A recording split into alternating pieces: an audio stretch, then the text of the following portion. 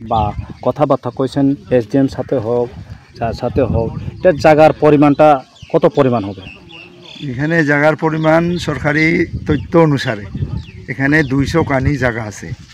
মানে এখানে আগে কে ছিল? এখানে আমরা তিপ্রাসা মানে রাংলং হালাম সম্প্রদায়ের লোক বসবাস করত।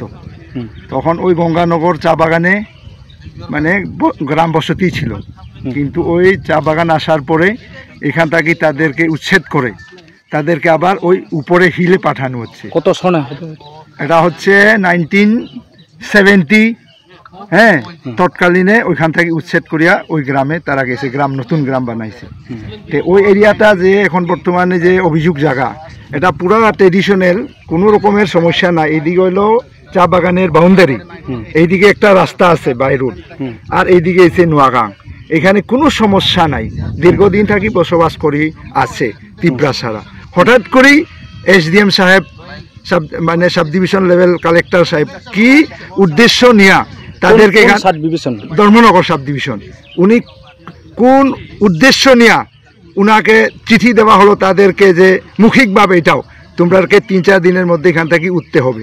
তাদের একটা প্রজেক্ট আছে, কি একটা ডিপার্টমেন্ট বলে এখানে একটা নেটওয়ার্ক বা এরকমের কোনো সেন্ট্রালাইজ একটা ওইখানে টাউন সিটি করতে চাই। তো ওইটা নিয়া মানে বিভ্রান্ত আমরা।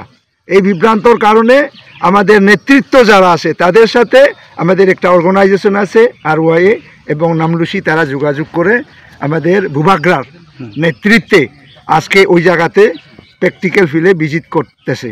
করার পরে প্র্যাকটিক্যাল এরিয়াটা যে ভূগোলিক, এটার মধ্যে কোনো সমস্যা নাই। সমস্যাটা অ্যাকচুয়ালি অ্যাডমিনিস্ট্রেটিভ থেকে এই সাব ডিভিশন কালেক্টর সাহেব থেকে উদ্দেশ্য এখনও জনতা নিয়ে কোনো বৈঠক হয়নি, কোনো আলোচনা হয়নি এলাকাবাসী নিয়ে। এটা মর্মাহিত, আমরা এটা নিয়ে বিরাট আকারে আমরা চিন্তার মধ্যে আছি।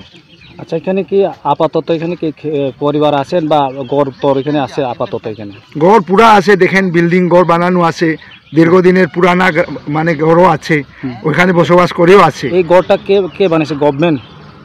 এটা তো মানে গভর্নমেন্ট